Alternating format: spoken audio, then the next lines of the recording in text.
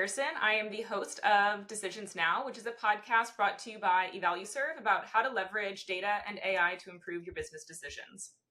Today, we are joined by Dr. Rob Handfield, who has been the Bank of America University Distinguished Professor of Supply Chain Management at North Carolina State University and founder of Supply Chain Resource Cooperative. He has over 120 peer-reviewed publications and extensive consulting experience with organizations like GSK, Caterpillar, and the Department of Defense. So Rob brings a lot of really unique insights on how companies can build a more resilient and agile supply chain in today's volatile trade environment. So Rob, welcome to the show. Thank you, Erin. It's a pleasure to be here. And again, I really enjoy working with all the folks at EvalueServe.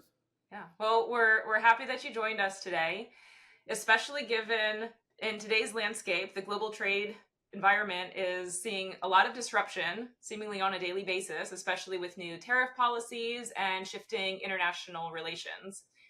So your past work and your current work in supply chain management gives you a really interesting perspective on how organizations can navigate a lot of these challenges. So in today's episode, we're going to explore how companies can prepare for this uncertain future while also maintaining a competitive and efficient supply chain. So just to jump right in, from your vantage point, what significant changes are you observing on how companies approach procurement and global sourcing strategies, given things like today's new tariff policies? Yeah, that's a great question. And, there's a great deal of uncertainty, as you highlighted, in terms of the global landscape right now, not just for tariffs, but also for retaliatory tariffs. And we're seeing retaliatory tariffs on the part of Europe, Canada, Mexico, and even other countries.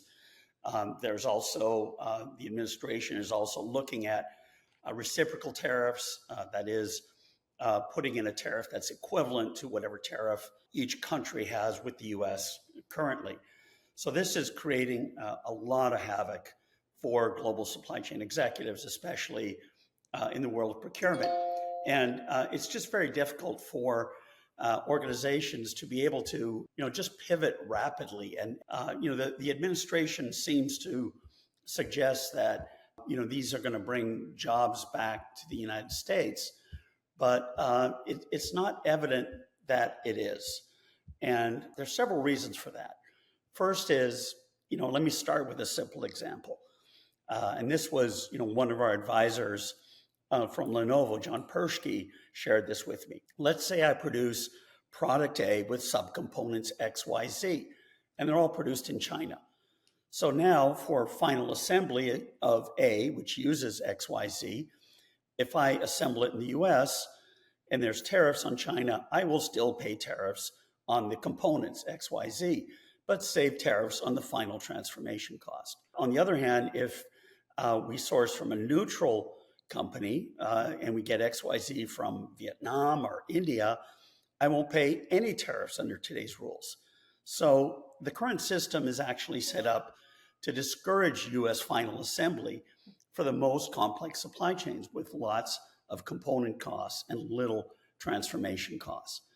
And so, this is really, when you look at all this and, there's no way that any corporation today can source all of their subcomponents for all of their products in the United States. They have to go overseas. So in other words, tariffs are going to impact any kind of manufacturing that's done in the United States, regardless of the source of those tariffs. Yeah, no, I think it's an interesting point that you bring up. And obviously there is just a lot of uncertainty. There's a lot of disruption. And part of it is supply chains are not necessarily known for their ability to rapidly pivot in an overnight fashion. I think we saw that a lot with COVID-19. People had to become a lot more agile. And we're just continuing to see it more and more. And especially as consumer behaviors are shifting and people are wanting and companies are wanting to, of course, meet the demand a lot faster. But then when you have to consider all of these potential tariffs and extra costs that come into it, there's a whole nother level of things that you have to impart on these decisions. So based on your research and industry engagement, which sectors do you anticipate will face the greatest disruption within all of this? And what patterns of adaptation are you already seeing emerge? Yeah, no, that's a great question. And to answer that question, I can rely on a study that I worked on with some colleagues from the UK and from Canada. And we gathered data from 47 senior executives representing 27 multinational corporations headquartered in the UK and US. And we included diverse industries, including automotive, chemical, clothing, consumer goods, heavy engineering, manufacturing, furniture, medical instruments, oil and gas, pharmaceuticals, and technology. And we sought to do just that. And what we ended up doing was developing really seven plus one different flavors of what I would call outsourcing or global sourcing in supply chains. And at the one end of the spectrum, and we had a terminology for it, was rolling with the punches. And with these, we observed significant limitations that prevented companies from changing their supply chain designs. And in many cases, these industries had high fixed costs for existing facilities. And they also had high regulatory oversight. And so, changing supply chains was almost impossible. And, perfect example of that is, automotive or heavy engineering or chemical or, cotton mills and clothing mills. Pharmaceuticals is another one. So, for these kinds of industries, it's exceptionally difficult to be able to shift manufacturing to the United States. On the other hand, there are some goods that can be brought, I guess, nearshore is the best way to say it. And many companies, right after COVID, began moving a lot of production from China to Mexico, and Mexico is very appealing because A, it's nearby. B, labor costs are lower than they are in China, and the quality levels are still quite good. So we saw a lot of consumer goods, a lot of appliances, and actually a lot of automotive start to move to Mexico. Now with potential tariffs imposed on Mexico, those strategies are just being, dissipated. They're being destroyed. And people are saying, wait a second, how are we going to get things from Mexico to the United States? We've already just moved a bunch of stuff from China to Mexico to supply the North American market. Hey, what am I going to do now? And so that's one of the problems that we're seeing right now at the moment. Yeah. So your work on supply chain stress testing actually offers some really interesting insights that could apply to some of what you were just saying as well. So how can they prepare for volatility and unexpected changes and disruptions? So how can you get ahead or potentially make predictions about what's coming? So can you walk us through how organizations can effectively develop and implement these stress tests to build that resilience against the shifting trade policies and tariffs? Yeah, no, that's a really interesting subject, and it's one that we've worked on recently with a large global manufacturer. We actually had a student team, an MBA student team, work with them as part of our supply chain resource cooperative coursework that we do with companies. And stress testing involves same thing that we think about stress testing in the financial sector that we saw back in 2008. It's putting your supply chains under sort of scenarios that would enable insights into the vulnerabilities and the weak points.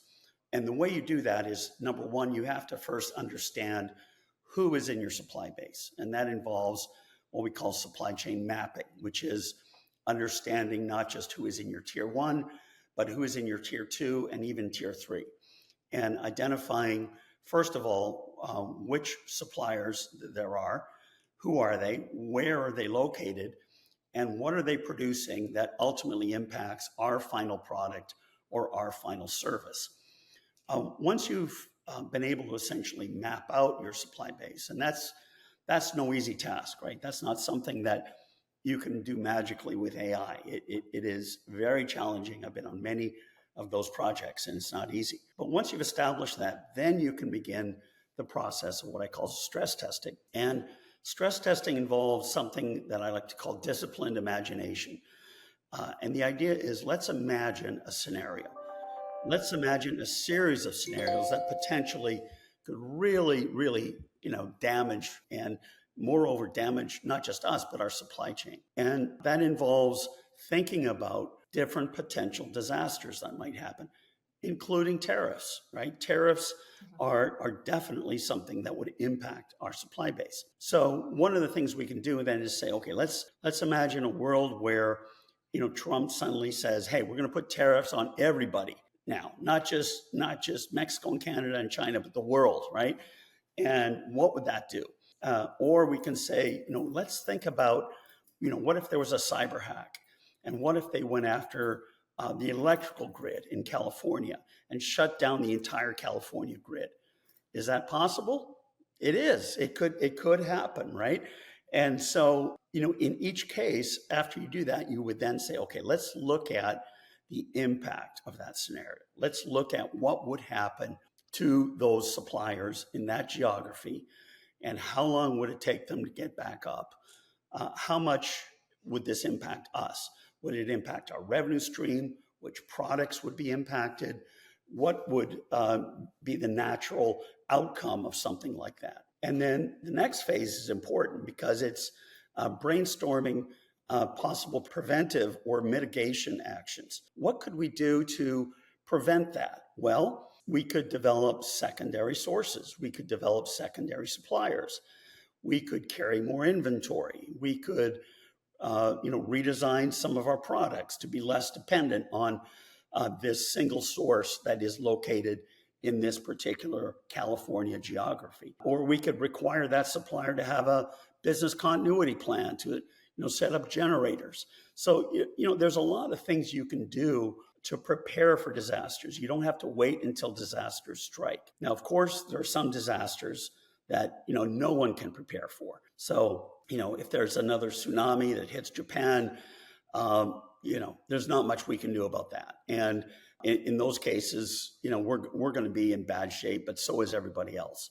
And so, in those kinds of situations, there's very little that can be done. Yeah, it's incredibly hard to predict the black swan moments, as they say. But I think even going back to the first piece of just understanding who your suppliers are and what scenario are they in. I've heard many stories of people who are just trying to gather this information, and they realize that they're working with a lot of suppliers that have the exact same parent company as well. So they're not as well diversified as they originally had thought that they were. So there is a lot of work that goes into it. There's a lot of different things that it can reveal as well. So it should not be underestimated to just get that foundation right before you then predict the scenarios and then build some mitigation plans as well. Yeah, and I can add to that. I think, EvaluServe is really well positioned to help with building some of those scenarios. They're very good at building, digital twin models. Their analysts can run simulations. They can help organizations to envision what those scenarios would look like, and then also, look at what would be the impact of various strategies to, develop some business continuity plans or inventory stocking or additional supplier development and the costs associated with that. Because eliminating risk, there's always a cost to eliminating risk. It's not free, right? So you do have to look at the benefits of doing so. Yeah, exactly. Actually, we do also have a forecasting model that can be put on top of all of that to help you predict where you're going to get the best ROI based on what your goals are as well. Mm-hmm. So many executives are looking for ways to naturally mitigate tariff impacts. So what are some of the practical strategies that you're seeing succeed, whether it's through things like free trade zones or exception petitions or other approaches? And what considerations should companies keep in mind when evaluating these options? Yes, that's a great question. And there's a number of different strategies that are potentially available. And, I recently, did another webinar looking at some of those opportunities and issues that you can do.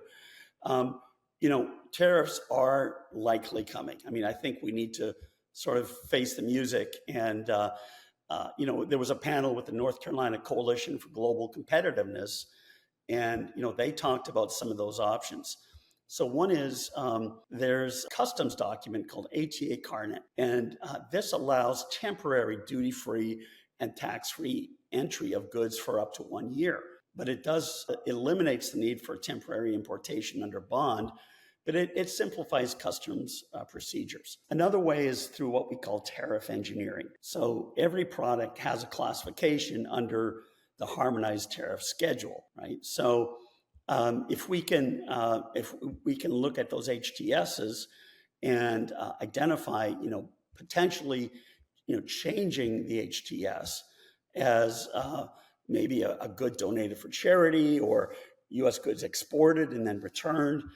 That can be duties often can vary based on a product's country of origin, which is determined by, in some cases, some very complex transformation rules. So, by shifting production to countries with lower duty rates, we can reduce tariffs. The other thing is to use free trade zones, right? And free trade zones are a great way to import goods and then potentially negotiate with Department of Commerce once they're here for exceptions. And that is something that can also be done. There's also, other considerations. There's, as I said, the foreign trade zones or special areas where they can store, process, or manufacture goods without duty payment. And this can be a very effective strategy. You can also use what are called customs bonded warehouses, where goods can be stored duty-free for repacking, manipulation, or manufacturing. So, there's some other strategies as well, like duty drawback, post-summary corrections and protests, reconciliation, Section 301 refunds. There's a whole set of different types of activities that are available to kind of at least, lessen the blow of some of these tariffs. And again, I think a value serve can help people explore, which ones of these would be helpful if you have a product or service that's really going to be hit hard with tariffs in the next year or so. Yeah. And on top of that, I think we also are looking at, regional sourcing and nearshoring, which are frequently discussed as some of the responses to trade uncertainty as well. So are you seeing evidence, large shifts in this direction that are creating impact for the people that you're working with? And what are some of the capabilities that companies should develop if they're considering these transitions? Yeah, I think, I think regional sourcing and nearshoring are certainly an opportunity to try to mitigate that. Organizations are certainly looking for ways to overcome some of these issues. In some, it's very, very difficult. And the reason is, of course, that especially with Canada and Mexico, our economies are so intermingled and so intertwined right now. It's exceptionally difficult to try to unwind those, especially in industries like the automotive sector, where a single component or part can travel across those borders many, many times, right? And so, that's challenging. Another issue that's come up recently, which a lot of people aren't aware of, is another tax that's being imposed on any ships that arrive at a port in the United States with a ship that is manufactured of Chinese origin. Any ship that arrives, even if it's owned by another country or another company, but it's manufactured in China, is imposed a $1.5 million tax upon arriving at that port. And if that ship arrives at multiple ports, it can be taxed every single port $1.5 million. So this is really alarming in terms of the impact. But with these kinds of things, and the problem is 80% of the ships are manufactured in China. So there's very few ships that arrive that are manufactured in the U.S. And the U.S. shipbuilding industry does not have the capacity or the capability to upscale and start building a large number of cargo ships in a short amount of time. It takes years and years to build a ship, actually. Sure. So, there's a lot of challenges at the moment. Organizations I know are having a lot of discussions. One of the problems also is that, the tariff discussion is so uncertain. It's like somebody's using a dartboard to impose tariffs. One day it's Canada and Mexico. The next day it's Russia. The next day it's Europe. And then they put a hold on it. Oh, okay, well, we'll give you till April 2nd. Okay, well, now what? What happens April 2nd? So there's this back and forth isn't good. And as you know, businesses hate uncertainty. They want to know what the current state is going to be. Once it stabilizes, then we can build a strategy. But right now, there really isn't any stabilization. And so as a result, people are going back and forth and waiting. And essentially investment and hiring is frozen at the moment in many of the businesses. And I'm speaking to you on March 19th, 2025. Yeah. They're just not hiring. They're not investing because they don't know what's going to happen next. And you can't make a decision until you know exactly what your current environment is going to be like. So unfortunately, the current strategy is freeze, don't do anything, right? Yeah. And I think a lot of that is also, it's hard to understand because things are shifting so quickly, exactly what's happening and how is it going to impact you, and just staying up to date on what all of these, what everything means, what the implications are. And then even going back to the point you were making a bit ago, even if it's not a direct impact to you, maybe it's an impact to one of your suppliers that you're working with. So how do all of them have to adapt? And then what are the communications you have to send out to everybody that is part of your supply chain as well? Absolutely. Yeah, it's really imperative that you work with your supplier partners, your distributors, and your customers, right? And you tell them, look, we're waiting until things settle down before we, can communicate what the impact is going to be. But Yeah. again, right now, there's just so much uncertainty that people are halting in their tracks before they can do anything. Yeah. And now, through your work with the Supply Chain Resource Cooperative, you've bridged a lot of academic research and industry applications together. So, what are some of the recent innovations and approaches that have emerged from this collaboration and show promise for managing trade policy disruptions? Yeah, I think I think that certainly the stress testing scenarios are is one that I think can be helpful. The other one, of course, is AI. Using different types of generative AI solutions can be used to help generate scenarios, but also can help you sort through what the impacts would be if you have tens of thousands or hundreds of thousands of suppliers. And also looking at, again, what mitigative strategies could be used. AI can be a huge support in helping to identify what those are. So I think those are just some examples of some things that I think could be enabled. As I said, I think it's important for people to understand who is in their supply base, and very often that requires that's something that AI is not very good at in my observation. What it is good at is helping to look at the contracts, strengthen the contracts that are with those existing suppliers, being able to identify vulnerabilities, being able to develop requirements for improved cybersecurity, improved business continuity planning. And again, AI is very good at scanning multiple contracts and helping to identify areas of vulnerability that need to be addressed that can help you with a more resilient supply chain. Yeah.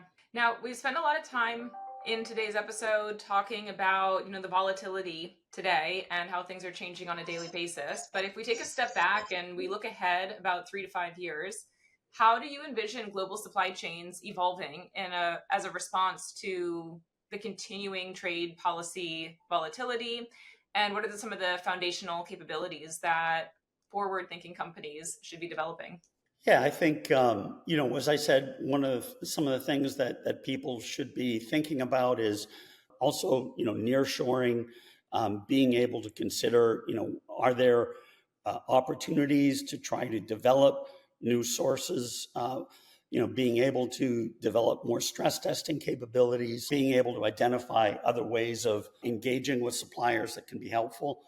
I think those are all things that we talked about here that I think are going to be really important. And I think that's something that we need to be, starting to think about, at least in terms of future capabilities. Yeah. Well, Rob, it was great having you on. I think, as you mentioned, we're recording this in mid-March, so it's a very timely discussion to be talking about this. Yeah, Appreciate you taking the time to join us today. you bet. My pleasure. Yeah, thank you. Thanks for listening to this episode of Decisions Now. Check out all episodes at evalueserve.com/podcast, and don't forget to subscribe for future episodes.